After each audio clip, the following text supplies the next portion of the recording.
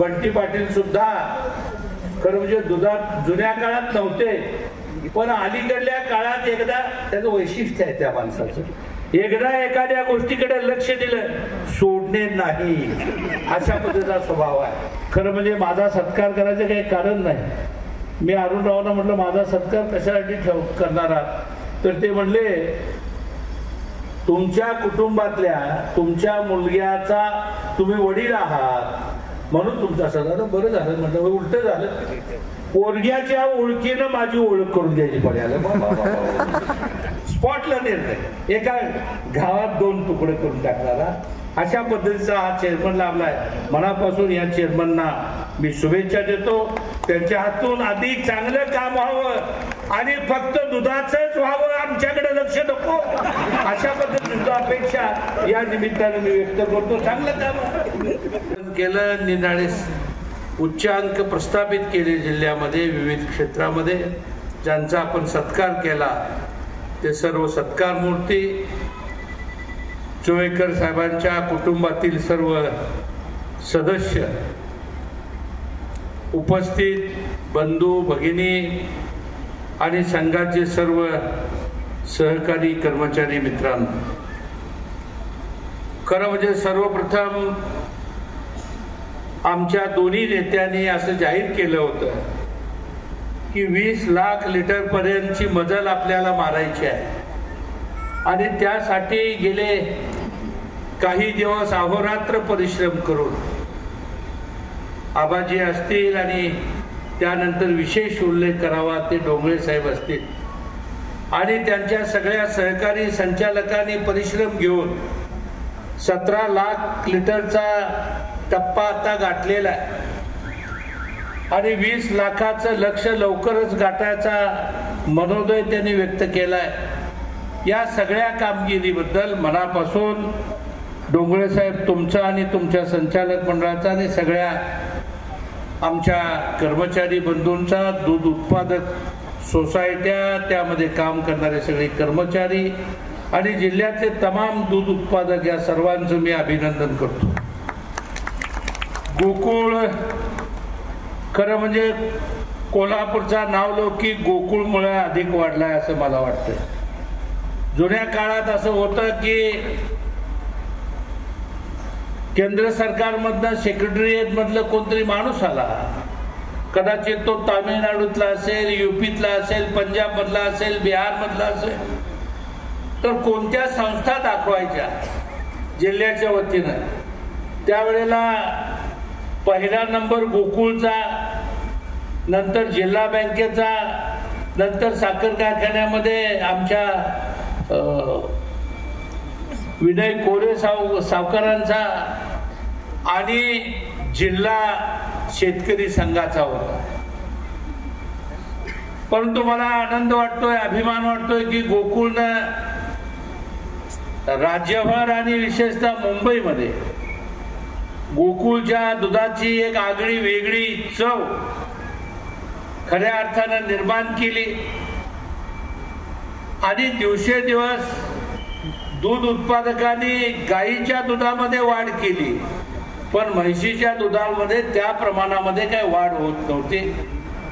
आणि म्हणून विशेष प्रयत्न करण्यासाठी बंटी पाटील साहेब आणि मुस्लिम साहेबांनी म्हैशीसाठी स्पेशल कोटा 500 कोटी रुपयाचा या खरेदीसाठी, दूध वाढीसाठी देण्याचा निकाल घेतला आणि त्याचा प्रचार आणि प्रसार हा सातत्यानं या मंडळींनी केला.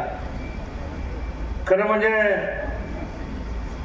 अरुणराव मी बघतोय, वाचतोय, फोटो बघतोय, अनेक संस्थांना भेटी देत आहेत.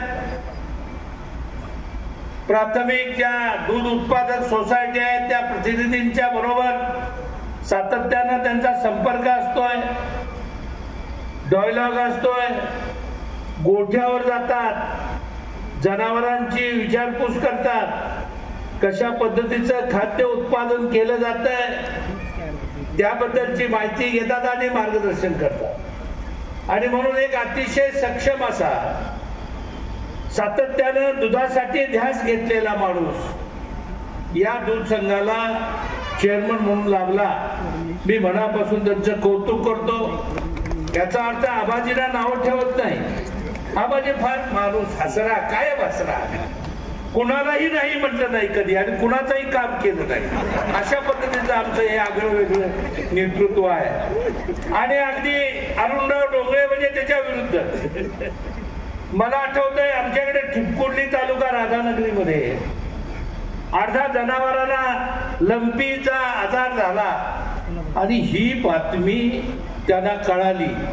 खरं म्हणजे माझ्या जवळ ते असल्यामुळं, माझ्या मतदारसंघातल्या जुन्या काळातल्या ते गाव असल्यामुळं मी ताबडतोब फोन केला आणि मी चौकशी केली. लंपीचा आजाराचं कसं काय, काय झालेलं आहे, काय केलं. तर ते म्हणले चेअरमन सकाळी 7:30ला आले. एवढा प्रॉम्प्ट माणूस. आणि म्हणून त्यांनी मला वाटतं नंतर लगेच तात्काळ त्या लंपीसाठी औषध उपचाराचा निकाल घेतला. अशा तऱ्हेचं निकाल घेणारा, स्पॉटला निकाल घेणारा, जसं आमचे अजितदादा आहेत ना राज्याच्या मंत्रिमंडळात, स्पॉटला निर्णय, एका गावात 2 तुकडे करून टाकणारा, अशा पद्धतीचा हा चेअरमन लाभलाय. मनापासून या चेअरमनना मी शुभेच्छा देतो. त्यांच्या हातून अधिक चांगलं काम व्हावं आणि फक्त दुधाचंच व्हावं, आमच्याकडे लक्ष नको, अशा पद्धतीची अपेक्षा या निमित्ताने मी व्यक्त करतो. चांगलं काम. सुवेकरांचा सुद्धा तुम्ही नामोल्लेख केला. मी अधिक वेळ बोलत नाही, 1 मिनिट बोलतो थांबतो. मला दुधातलं काय फारसं माहिती नाही, मी अधिक बोलणं बरोबर नाही. सुवेकरांच्या बद्दल आपण बोललो, खरोखरच वाहून घेतलेला, दुधासाठी वाहून घेतलेला आमच्या परिसरातला, बिद्री परिसरातला नेता म्हणून आम्ही त्यांच्याकडे बघत होतो. अतिशय चांगलं काम आयुष्यभर त्यांनी केलं. आता त्यांच्या चिरंजीवांना बंटी पाटील साहेबांनी घेतलं. चांगली गोष्ट आहे, त्यांनी वडिलांचा आदर्श बाळगून एकदा दुधात आलोय ना, आता दुधातच रमायचं. तिकडे कशाला आली, तिकडे कशाला घाण काढायला येतात तिकडे, आमच्या तिकडे. कृपा करून त्यांनी ते काम करावं असं मला वाटतंय. त्यालाही शुभेच्छा देतो. आणि खूप चांगलं काम या संचालक मंडळाने केलेलं आहे. आणि या दोघांच्या नेतृत्वाखाली या दूध संघाची वाटचाल कोल्हापूर जिल्ह्यातल्या तमाम सगळ्या जनतेला स्वाभिमान वाटावी अशा पद्धतीचं काम चाललेलं आहे. त्या संचालक मंडळाला मनापासूनच्या शुभेच्छा देतो. बंटी पाटील सुद्धा खरं म्हणजे दुधात जुन्या काळात नव्हते, पण अलीकडल्या काळात एकदा त्याचं वैशिष्ट्य आहे त्या माणसाचं, एकदा एखाद्या गोष्टीकडे लक्ष दिलं सोडणे नाही, अशा पद्धतीचा स्वभाव आहे. आणि म्हणून दुधाची प्रगती करायची आहे. त्या निमित्तानं बंटी साहेबांनी आणि मुस्लिम साहेबांनी तमाम कोल्हापूर जिल्ह्यातल्या जनतेला फार मोठा विश्वास दिलेला आहे आणि तो विश्वास सार्थ केल्याशिवाय राहणार नाही असा विश्वास या निमित्तानं व्यक्त करतो. आणि त्या दोघा नेत्यांना मनापासूनच्या शुभेच्छा देतो. तुमचं लक्ष दूध संघावर कायम राहावं, हा दूध संघ चांगला वाढावा, या दूध संघाचं नाव लौकिक वाढावा आणि तमाम केवळ मुंबई नव्हे तर हिंदुस्थानभर या गोकुळ दूध संघाचा ब्रँड हा नावलौकिकाला जावावा अशा पद्धतीच्या शुभेच्छा व्यक्त करतो. खरं म्हणजे माझा सत्कार करायचं काही कारण नाही. मी अरुणरावांना म्हटलं माझा सत्कार कशासाठी करणार आहात, तर ते म्हणले तुमच्या कुटुंबातल्या तुमच्या मुलग्याचा तुम्ही वडील आहात म्हणून तुमचा सगळं बरं झालं. म्हटलं उलट झालं, पोरग्याच्या ओळखीनं माझी ओळख करून द्यायची पडायला. आता कुणीतरी असं म्हणतं ह्या अमक्याचा अमका मुलगा, पण हे उलट झालं. आता ठीक आहे, ते सुद्धा आम्ही स्वीकारायला तयार आहे, त्यावर तक्रार नाही. पुन्हा एकदा माझा सत्कार आपण या ठिकाणी केला, मला मोठे पण दिलं. मी मनापासून अरुणराव तुमचं आणि तुमच्या संचालक मंडळाचा आभार मानतो थांबतो. जय हिंद, जय भारत. धन्यवाद. अशाच नवनवीन अपडेट पाहण्यासाठी आमच्या कोल्हापुरी कारभार म्हणजेच KK न्यूज चॅनेलला सबस्क्राईब करा.